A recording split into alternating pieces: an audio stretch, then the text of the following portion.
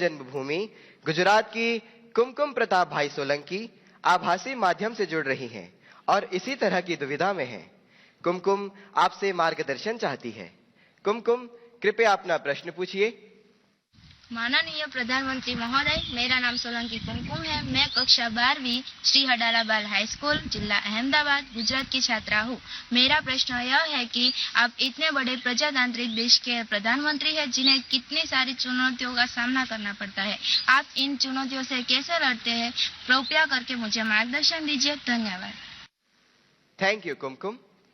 Honorable Prime Minister, sir, Akash Zarira lives in the Silicon Valley of India, Bengaluru, known for being a perfect gateway to a plethora of activities, both traditional and modern. Through his question, he seeks your advice on a somewhat similar matter that has been concerning him for a while. Akash, please ask your question. नमस्ते मोदी जी, मैं आकाश दरीरा 12वीं कक्षा Whitefield global school Bangalore से। मेरा आपसे यह प्रश्न है कि मेरी नानी जी कविता ए माखीजा मुझे हमेशा सलाह देती है आपसे सीखने के लिए कि आप कैसे विपक्ष के लगाए हुए हर आरोप, हर आलोचना को टॉनिक और अवसर के रूप में देखते हैं। आप ऐसे कैसे करते हैं मोदी जी? कृपया हम युवाओं को भी प्रेरणा दें ताकि हम जीवन के हर परीक्षा में सफल हो। धन्यवाद। थैंक यू आकाश। माननीय प्रधानमंत्री जी, आपका जीवन करोड़ों युवाओं का प्रेरक रहा है। मन्नत, अष्टमी, कुमकुम और आकाश जीवन में आने वाली चुनौतियों में कैसे सकारात्मक रहकर सफलता प्राप्त करें, इस विषय पर आपका अनुभव जानना चाहते हैं। कृपया मार्गदर्शन करें। माननीय प्रधानमंत्री जी। आप लोग एग्जाम देते हैं और घर आकर के जब परिवार के साथ या दोस्तों के साथ बैठते हैं, कभी टीचर से निकट नाता है तो उनसे बैठते हैं और कोई सवाल का जवाब ठीक नहीं आया तो आपका पहला रिएक्शन होता है ये आउट ऑफ सिलेबस था। यही होता है ना? तो ये भी आउट ऑफ सिलेबस है। लेकिन मैं अंदाज कर सकता हूं कि आप क्या कहना चाहते हैं। अगर आपने मुझे न जोड़ा होता तो शायद आप अपनी बात को और ढंग से कहना चाहते होंगे, लेकिन शायद आपको मालूम है कि आपके परिवार वाले भी सुन रहे हैं, तो ऐसा खुल करके बोलने में खतरा है। इसलिए बड़ी चतुराई से आपने मुझे अंदर लपेट लिया है। देखिए, जहां तक मेरा सवाल है, मेरा एक कन्विक्शन है और मेरे लिए ये आर्टिकल ऑफ फेथ है। मैं सिद्धांततः मानता हूं कि समृद्ध लोकतंत्र के लिए आलोचना एक शुद्धि यज्ञ है।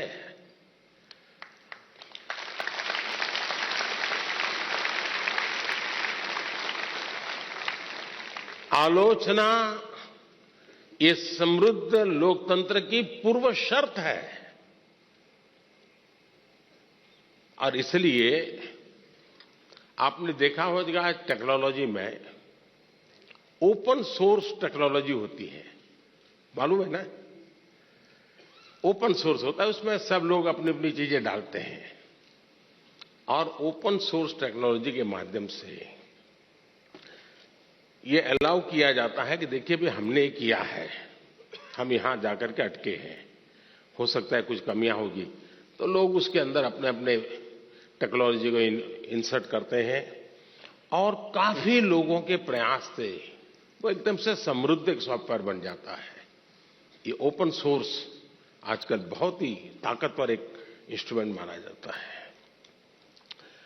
उसी प्रकार से कुछ कंपनियां अपनी प्रोडक्ट को मार्केट में रखती है और चैलेंज करती है कि उसमें जो कमियां हैं वो दिखाएगा उसको हम इनाम देंगे। बाउंड सिस्टम की व्यवस्था खड़ी हुई है।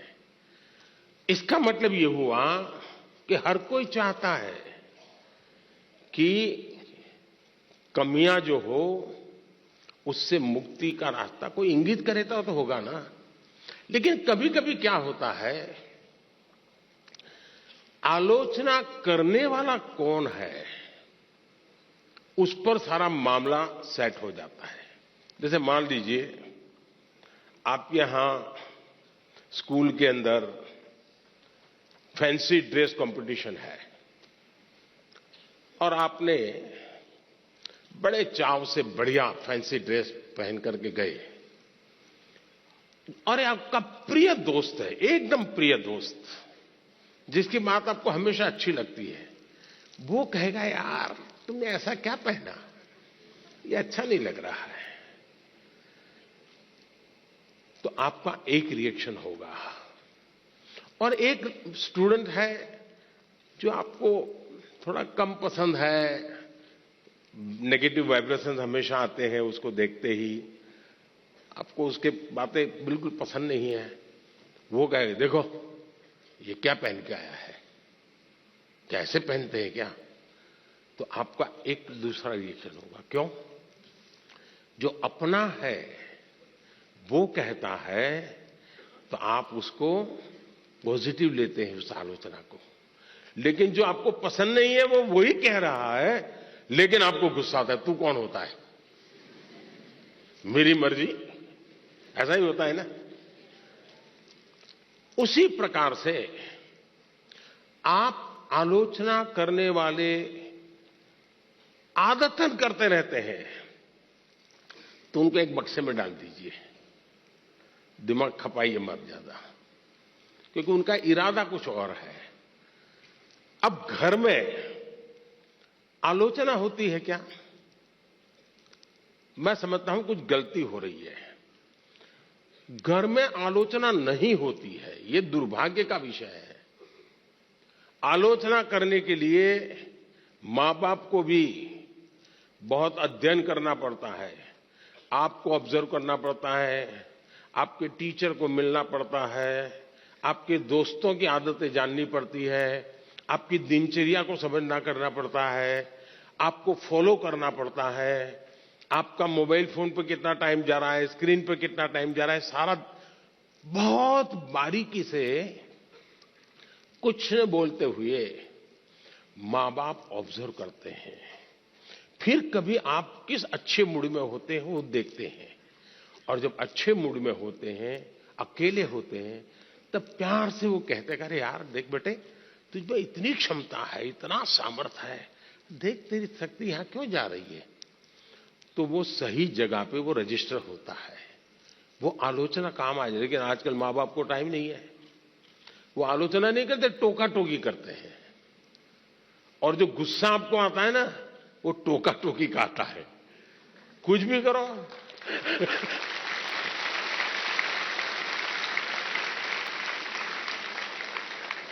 खाने पे बैठे हैं कुछ भी कहेंगे, ये खाया तो भी कहेंगे, नहीं खाया तो भी कहेंगे।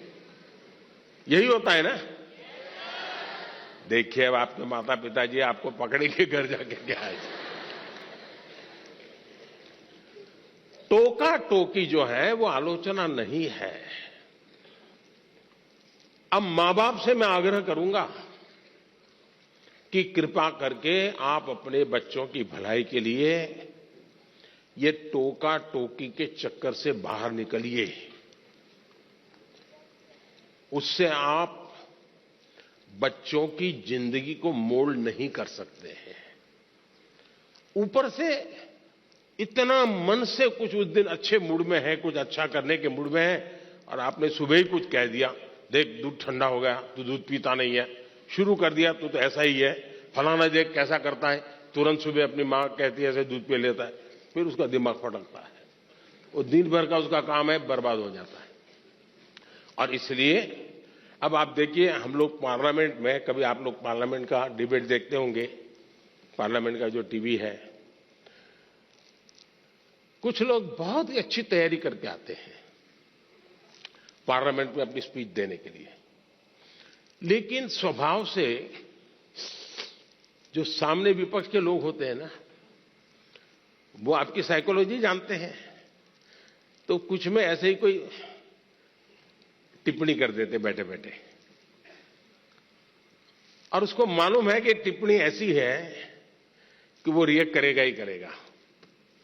तो हमारा एमपी होता है, उसको लगता है अब इंपॉर्टेंट इसकी टिप्पणी है, इसलिए जो तैयारी करके आया है वो छूट जाती है और वो उसी की टिप्पणी को जवाब देता रहता है।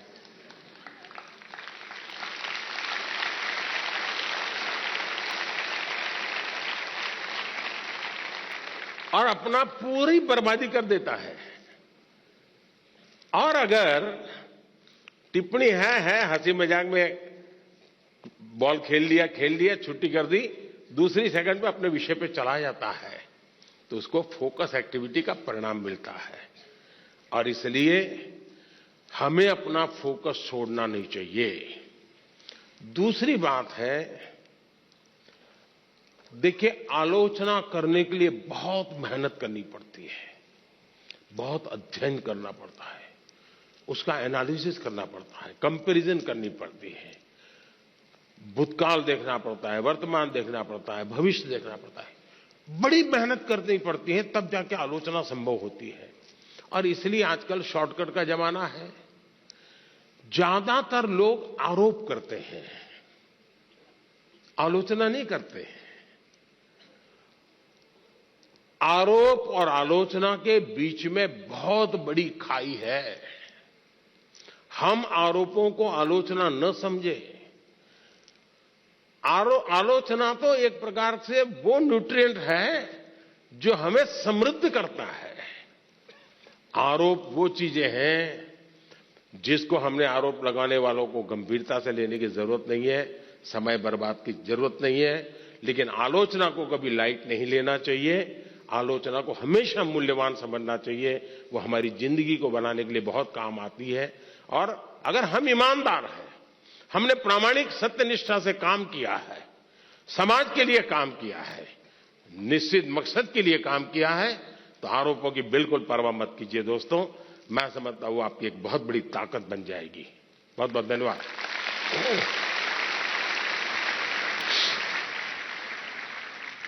माननीय प्रधानमंत्री